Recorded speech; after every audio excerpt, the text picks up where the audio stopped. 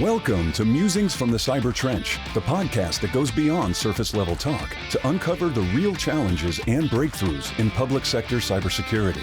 Each episode features fearless leaders and visionary experts who are reshaping security strategies in some of the most complex environments.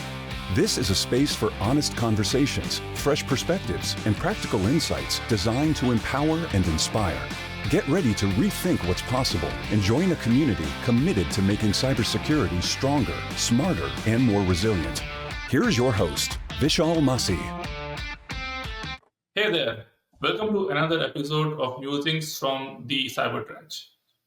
My guest today led multiple initiatives for the US Army and the Air Force for their secure cloud computing projects. He was also the lead solutions architect for a multi-billion dollar program for Lockheed Martin. Today, he is a senior principal architect at Accenture Federal Services. When he is not working, he likes to play badminton to the extent that he participated in the Washington DC Open. With that, everybody please meet my guest, Rajeev Paramathmuni. Welcome to the show, Rajeev. Hey, Vishal. Nice to be on this podcast, and I'm glad to share my experiences with you. Thank you. Today, zero trust is everywhere, especially in the field of cybersecurity. In today's episode, we will cover three things. First, why is zero trust so hot today? Why is zero trust a catalyst for bigger and better things? And lastly, how do you start and where do you start? With that, let's jump right in. Tell me, Rajiv, why is zero trust so hot today? Good question, Vishal. Zero trust nowadays, it's becoming a big term. Everywhere in every industry, every customer is looking for zero trust compliance, zero trust framework. Why is it so important? Just imagine the cyber warfares the conventional warfares that happen. Nowadays, no one is going with the army gear and they are not getting into the battle with boots on ground and doing the classic battles. So it's just the press of a button. Intercontinental ballistic missile will be launched, and that is how the new warfare is being fought at this time between the nations. Mhm. So just imagine if an adversary has an access of that button and with a malicious intent, and if he does the same thing. So this is where the zero trust comes in. It's a cybersecurity architecture with certain principles in place. Let me talk about these principles little bit. Mhm. One of the major principle that we are looking at is we think there is an adversary that is there already in your network. So if you have this sort of a mindset, the way you architect your cyber defense is completely different. It's all data centric, data that is originated from the laptop, data that has been traversed through the network, data that has been stored. It's data is a king. We need to always protect the data. And network boundaries, having a security stacks is modern castle architecture is not an architecture that we could really protect the enterprise. Mhm. So continuous verification, continuous authentication, user as an identity, not just simply relying on the network firewalls, IDS and IPS, intrusion detection and prevention is not good enough.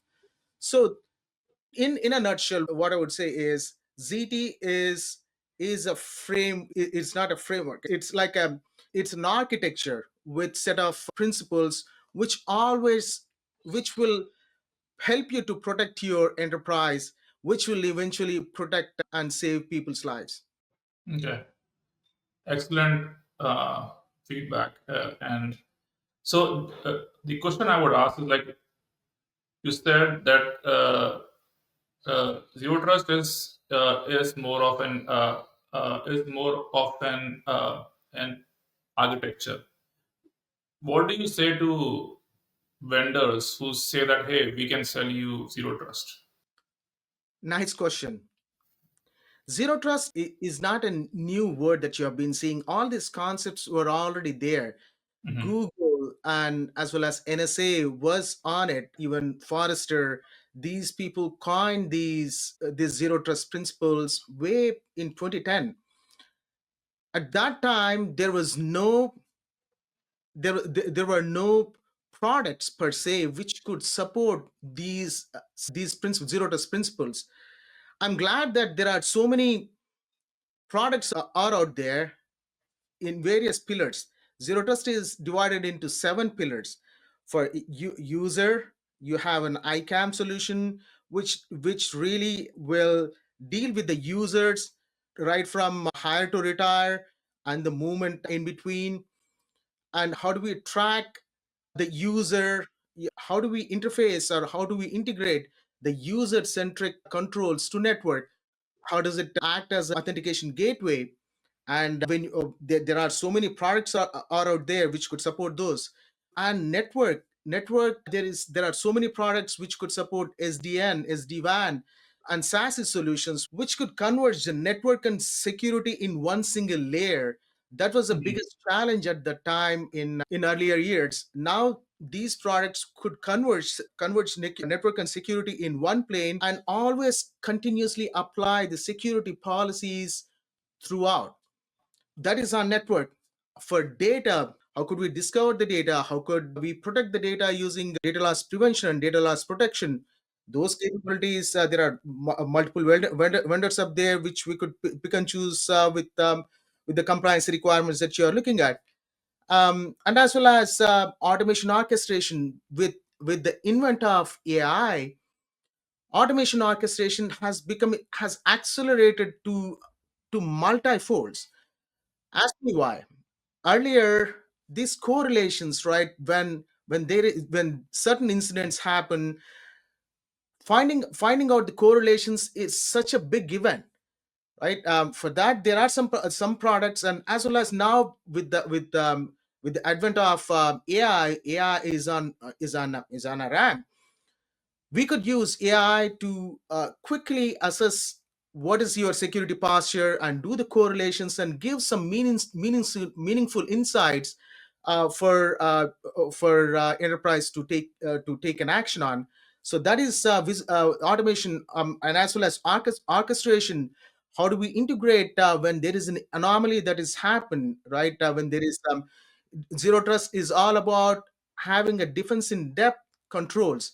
So what it means is there are so many policy enforcement points which are distributed across the network, which is distributed across the enterprise. And how does this automation and orchestration could speak to could orchestrate a response, right? So all of these things are coming together with various vendors who are right now are accelerating these capabilities which could fit the ZT architecture. And I mean, right now, I would say if you asked this question a couple of years ago, I would say, yeah, there are only few vendors up there. Now we could see there are so many vendors with the advent of with the AI is on the ramp. You could see more and more vendors out there which are open source as well. Okay. So, based on your answer, what I am getting is that these vendors are part of the solution, but they are not the solution. Yeah, that's correct. I know where you are going. See, one single solution, one single product cannot be a solution for you for your zero trust architecture. It's a combination of tools, it's a combination of capabilities. The, all of them coming together and work tune to the dance of tune and dance to the orchestrator to protect the enterprise is what the ZT is all about. Is zero trust is all about, right? And there could be multiple tools, multiple technologies, as long as this integration works properly. That is the challenge that we are currently facing, and we are pushing for open API framework up there so that it could seamlessly could communicate between these tools. But we are in the infant stage at this time. Okay. So, which vendors do you think are doing a good job with making sure that they use an open AI interface, who are more willing to share their metrics with other tools? There are multiple vendors up here. One that I could think of is Zscaler, and as well as Palo Alto, SASE Technologies, and Netscope, Okay. Versa Appliances. These are the ones which are they went ahead and acquired other capabilities which are lacking in their ecosystem or suite of tools.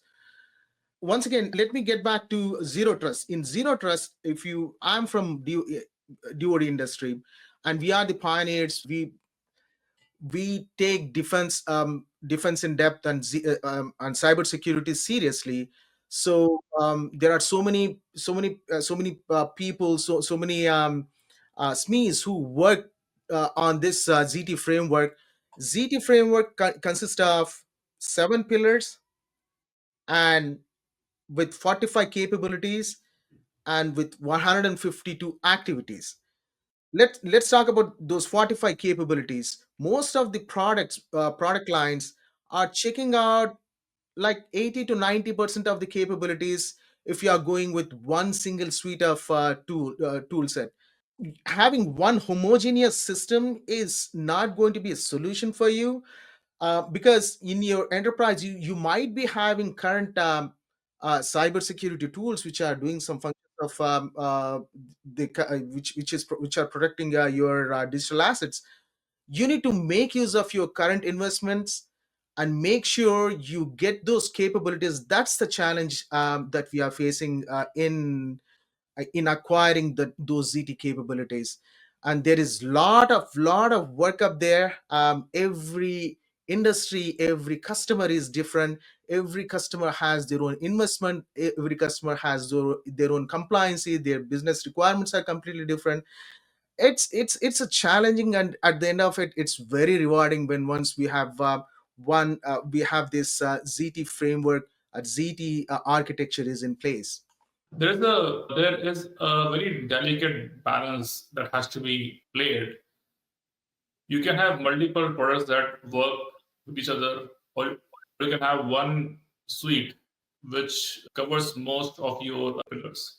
Do you see a risk in putting all your eggs in one basket compared to having multiple products and managing them? I would say that never. I will never put all my risk with one single vendor. One single point of failure is not an option, especially for the um, for the war fighters who are in the field. So that's a delicate balance. We need to make sure we are having certain tool set, and we need to have a backup solution as well. I'll give you an example of multiple networks. There are multiple networks, multiple paths to get to your application, to the resource that you are trying to access. In zero trust and in SASE, secure access service search, there is something called SD-WAN solution, which is an overlay on top of the networks.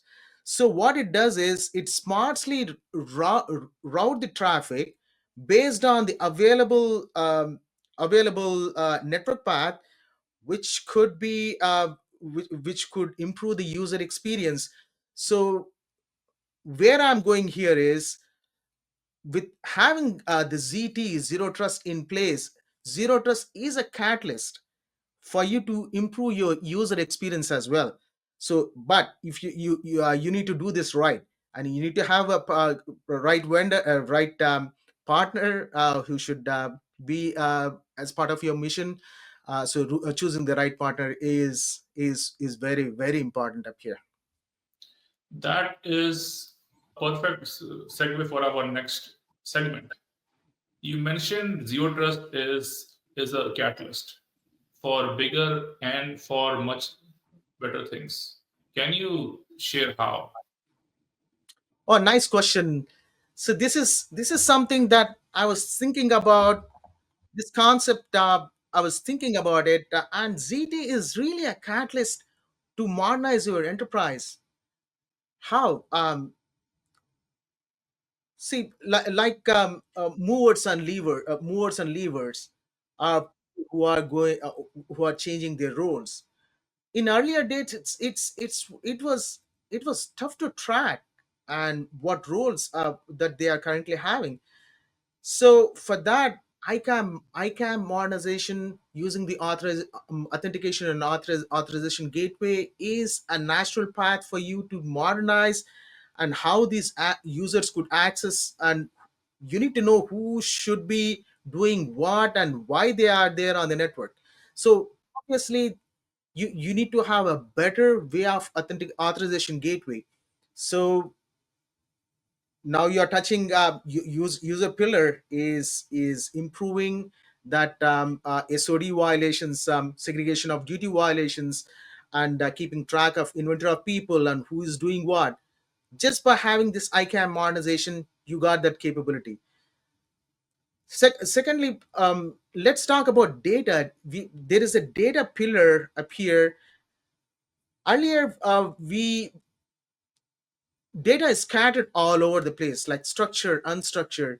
It's going to be, now data owners and data stewards, they don't even know what set of data that they have. So one of the ZT activity or ZT capability is, you need to know what data that you currently have. Where is it? Is it in cloud? Is it in data center? Is it in a database? And what type of data that you have?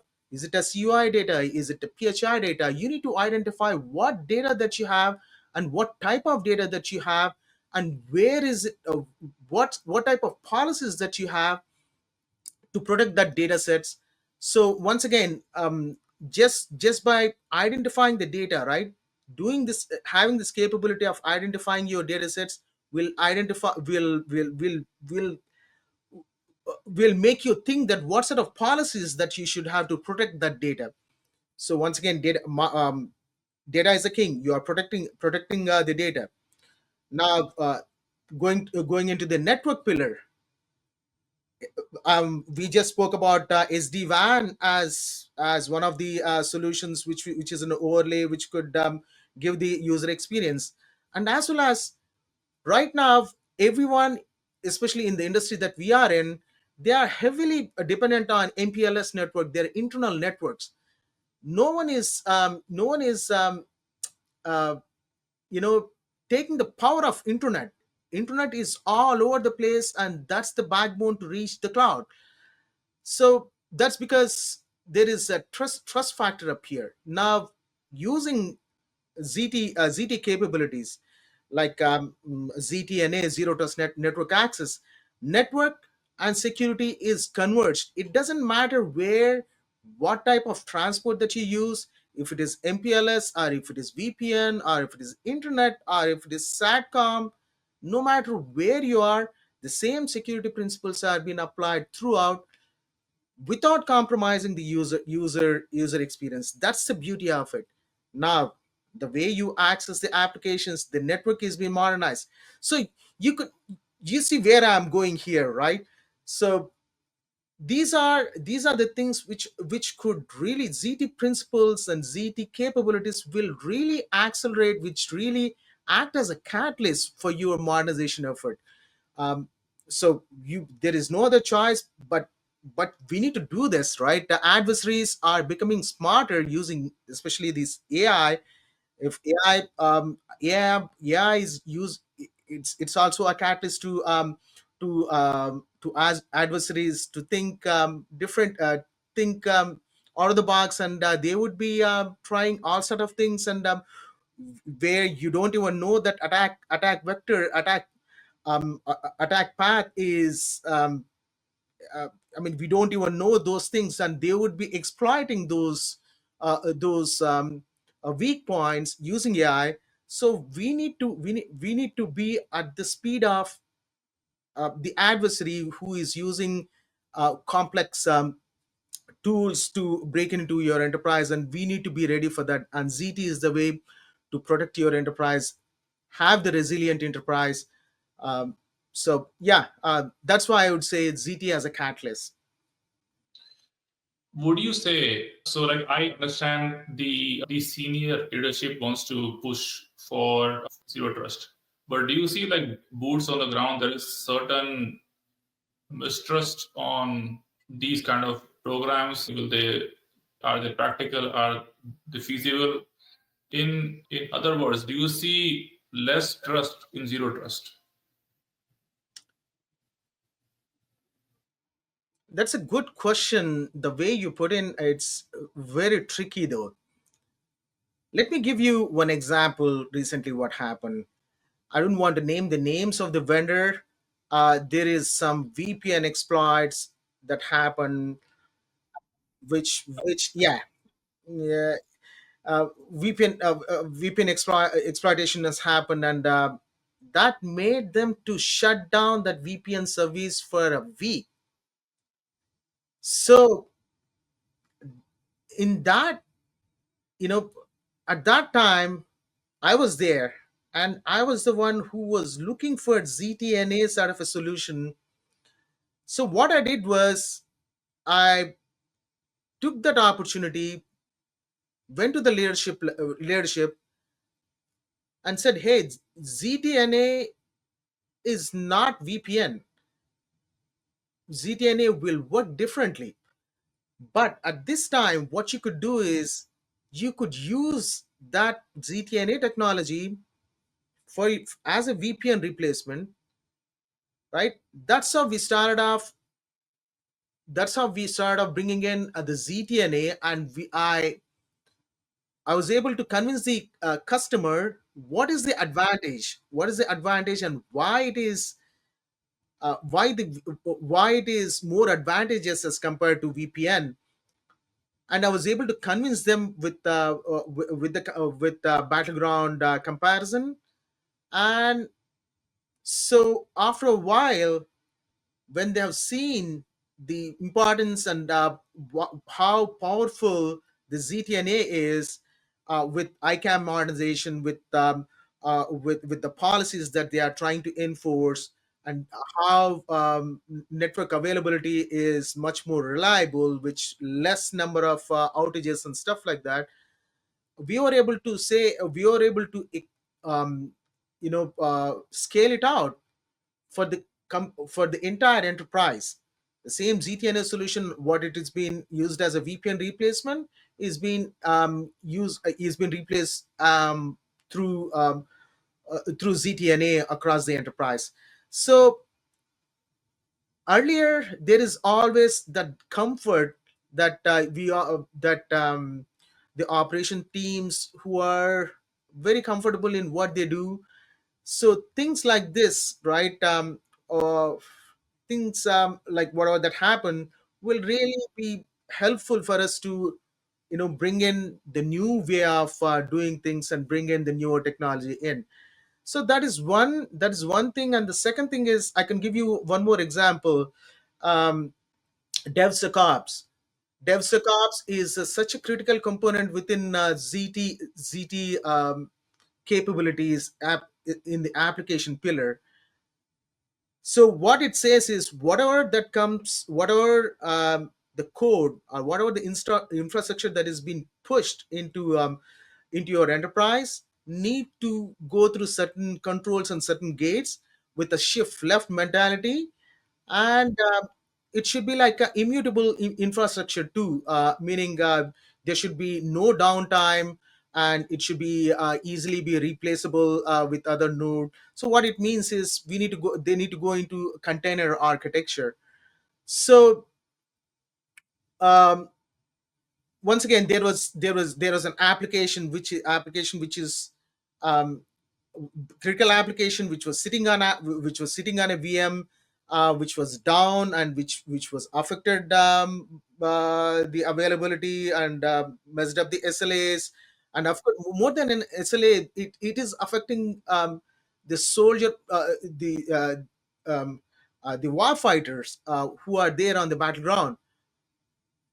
So that is not acceptable. So that's when we pitched in the idea of using modernizing and refactoring your application using DevSecOps and DevSecOps principles, DevSecOps pipeline. So that is one more. We just need to make use of the situation. We need to pitch in the right technologies, which is in line with the ZT principles and ZT capabilities. So far we are successful in doing so. That is one way of looking at it, and there are multiple ways of gaining your time to get into the market, push a certain product into the market. So these are some of the indicators that you could look at and see uh, at the right time. You could push, you could bring in the right technology and convince your leadership. In the first scenario that you mentioned, would you say the lack of knowledge caused the lack of trust? Both, I would say, both. These are ZTNAs. It's whenever we say VPN is replaced by zero trust network access, people will shy away with listening these big terms. There is certain pushback, and there is a skills gap. So what nowadays what vendors are doing is they are being very, they are giving away these freebies. They are training the people who are network administrators or system administrators, for them to be comfortable with the product. I can give you one more example. Microsegmentation within the network pillar is such a critical capability which could avoid adversary to move laterally.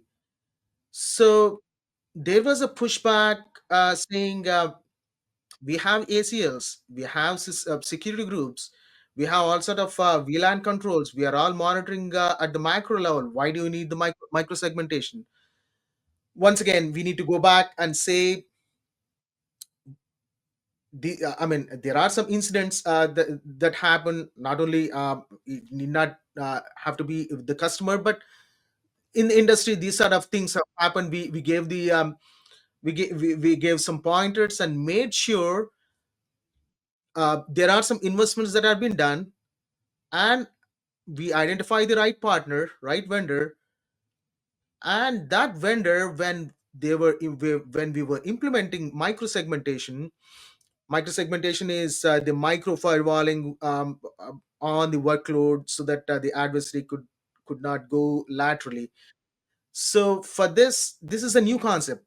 These are new things, that new way of doing things. And network administrators are and system administrators are not that comfortable. They came in, they gave 2 week sessions of training. They made all the people comfortable with the technology that is bringing in. Now that really worked out, and it is right now, it is operational, and it is scaled out to uh, across the enterprise. So yeah. That's a great story, great example of how getting buy-in from the team before starting out with a new program. Excellent. Okay. People in the cybersecurity field, like you and me, we are daily drinking from the fire hose. There is demands from keeping the lights on. Then there are zero trust initiatives and programs. How do you see that as a challenge, and how do you see teams coping with that? Good question. Now there are two I could answer this question in two ways. When we are trying to advertise, or when we are having these workshops, right, with the right folks, to identify what sort of cyber capabilities that they have, and to make sure that they are meeting the zero trust capability that we are looking at that time. Not all the people are available for them to participate in those workshops. So so fortunately for us, there are some deadlines that we need to meet. There is a directive that is coming in from the top, from DODCIO, that all the agencies must meet their target level maturity, ZT maturity, by 2027. So in CIO made our company, our client CIO made that one as a priority. That really helped us to make sure that the people, the right stakeholders or right SMEs participate in these workshops. And the second part is, when once we identify a solution, a capability, during the implementation. Implementation is a greater challenge. So they don't want to disrupt the current technology, but at the same time we need to modernize. How do we do this? So what we did was doing the pilots, right? Small pilots on certain department or certain application. We test it out, and we'll see how it looks like, and we'll learn the mistakes from those pilot, and optimize from the mistakes, and make sure we give that comfort level to the leadership, to scale out this capability across the enterprise, in a phased manner. So using pilots, learning from the mistakes, and phased approach, and leadership buy-in, all of these things need to come together for you to have a successful implementation of your zero trust. Yeah, that's how we did. Okay. uh, and So there is far, you, sorry, go ahead. go ahead. I'm sorry. So far, you mentioned discovery, training, pilot programs. That would bring us to the final segment of our podcast in terms of covering our topic. How do you start and where do you start? Great question. This is the question everyone will have. Okay, zero trust is a concept. Where do I need to start? There are some assessment tools. There is about 3 months. I mean, three weeks assessment tools, where you could where using those tools, they could assess the cyber capabilities and make sure where are some loopholes. It's like a purple teaming sort of a thing. It's not actual purple teaming, but it's assessing how good and how weak your cyber posture is, and uh, map and give an extensive report on where you are currently. Based on that, when once you identify where you are, there is a frame. There are these activities that I just spoke, right? If you identify there is a network pillar, is not having is not that great of um, cyber posture up there. So you could identify what sort of capability that you need to first target on. Is it a micro segmentation, is it a micro segmentation, or is it a SDN solution, or is it a network discovery, and to make sure that you have complete visibility on where what it is, where the traffic is flowing. All of these things can be prioritized, working with the right folks, with the right teams. We could make it as a project and make sure that they could either acquire the capability, which which is missing, or use the existing investment to achieve that capability. So initially in the discovery phase, identify where what is the weakness, what are strong points and what is the weak points, and find out what is the target, where you want to move, and how do you and plan how do you get there, through proper strategy up there. Understood. So when you are running these assessments, would you recommend using a top-down approach, or would you use a bottom-up approach? I would use, when you do the assessment, right? I would use both top down and bottom up. Let me start with bottom up.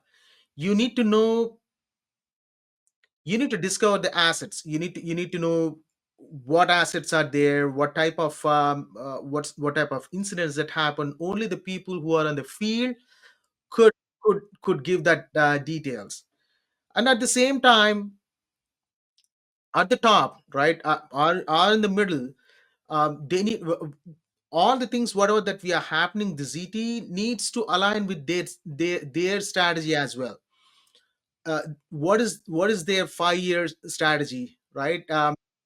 So where does this activity that falls, so that they could prioritize their money and their people to these certain activities. So it's a combination of both. So first I'll identify from top, right? Get the buy-in and make sure that we could go to the right people, and get access to those people, so that we could get right answers. It's all the questionnaire, it's all the workshops that would help us to get there.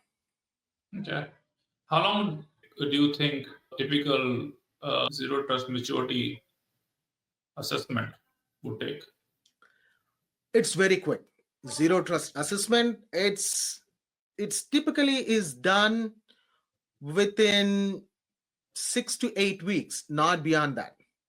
There are some standard templates that we already have developed over the Okay. time, and we will, when we do these workshops with the right SMEs, hey, we will go boom, do you have this, and which will give you the maturity of where you are at Mhm. for a specific pillar or specific capability that we are looking at. Understood. In this mix, one of the biggest challenges I've seen is how do you bring legacy applications into the fold? How do you tackle that? And where do you start with those? That's a very good question. Legacy applications, these are good candidates for bringing them into the ZT fabric. That's an easy button. So either there should be a strategy, where you need to refactor them using DevSecOps, like we spoke about, using DevSecOps and containers, and bring them on board uh, into ZT fabric. Or in the interim, what we could do is with that is a challenge that we are currently are, if we need to keep the lights on while the migration is happening, right? So not at the cost of compromising the security posture. That is the that is one of the challenges that we are facing. What we are trying to do is we are adding a bolt on top of those legacy applications, so that they are behind this resource authorization gateway, um, so that you would still, you would still know who is accessing who, what, when you are being accessed, that application.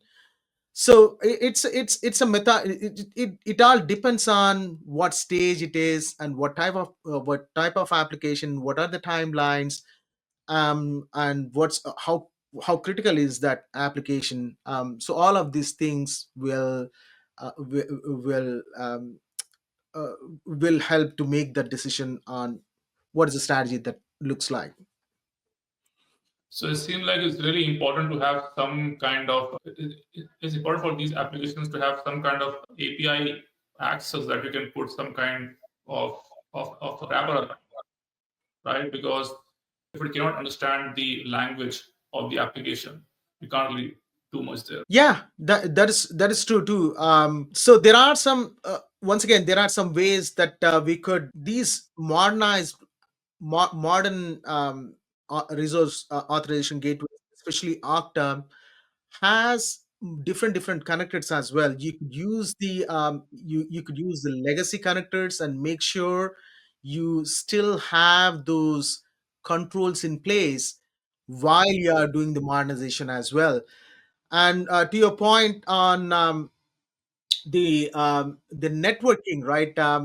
Networking, and to some extent, or to some time, or for some time, you need to live with it using poems. And as soon as you modernize, you could, of course, you could solve those poems as well with your modernization effort. That was great, Rajiv. I have enjoyed our conversation focused on zero trust. But now let's get to know you a little bit more. Tell us where you grew up. My childhood was all in India. I had the best time. I come from the land of where spirituality and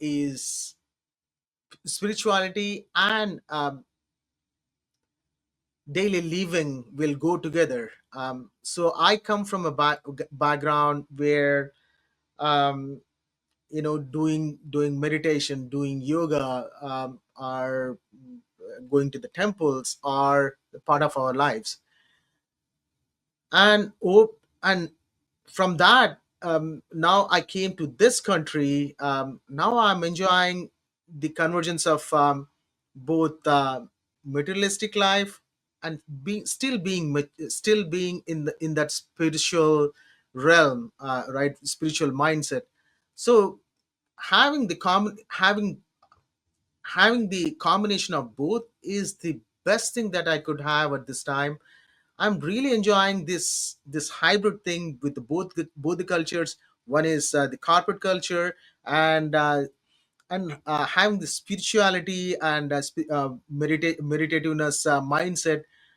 Uh, right now, I'm converging both, and whatever that I'm doing, I'm loving it. How do you balance the war between materialism and spiritualism? Good question, Vishal. Materialistic needs versus spirituality.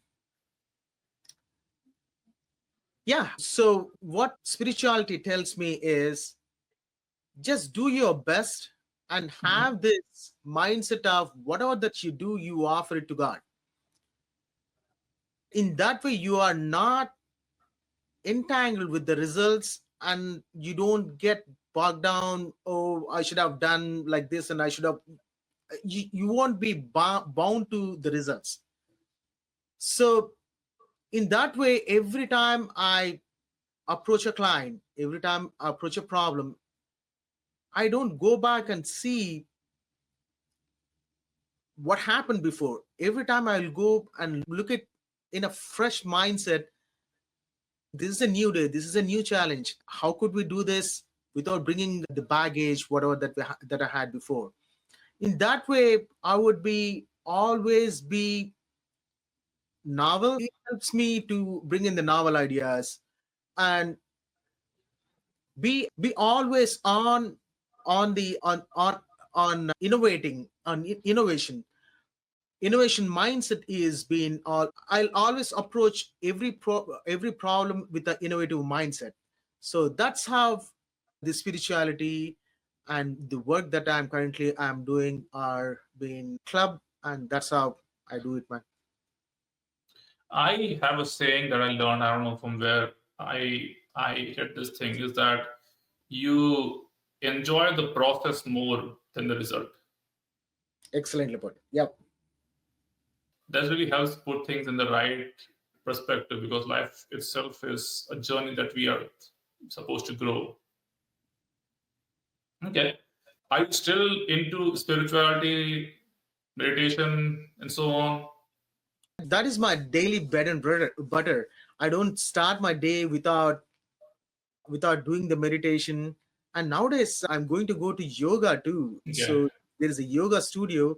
Yoga and meditation, one works on body and the other works on mind, right? And both needs to be lined up, both needs to be aligned to have that zen mindset. So like you said, enjoy the process without expecting the results. This requires some sort of that mindset. So I'm clubbing these two to start my day with meditation or going to yoga. This really helps to push my day through, man. Why is it important for you to not be focused on the result? Why is it so important for results will always be what you sometimes it'll if you have if you have expectations. I mean, results are expectations. What you could do is what you will end up not giving your best in the process, right? Without expectation, without thinking of the results, think about the problem, think about the solution, focus on the solution to solve the problem. That's how I think every single time whenever I approach my client, I approach my day. So in that way I'll enjoy more and I can give the best version of myself to solve the problem. Understood. So by not thinking about the end result, you are able to focus more on the problem at hand and give your best to it. Rightly said. Yep. Awesome. Okay. Tell us about your family. My family is I have a wife and two beautiful kids. They are doing one is doing engineering within at GMU, and one is raising senior. Yeah, now I'm dealing with two grown up kids. Yeah, they're it's challenging when they are all there. Everyone has their own wants and needs, and they're always not. I mean, they will expect we will cater for all the needs, whatever that they have. Sometimes it becomes a little taxing. That happens with all grown up kids. Yeah. Yep. I'll be in the same boat soon. So any of your kids in following your footsteps by moving into cybersecurity or IT? Yeah, Vishal. My daughter, especially, she would be closely monitoring me. She would be asking me with a curious mindset on what I am doing. That made her, get into uh, in STEM field.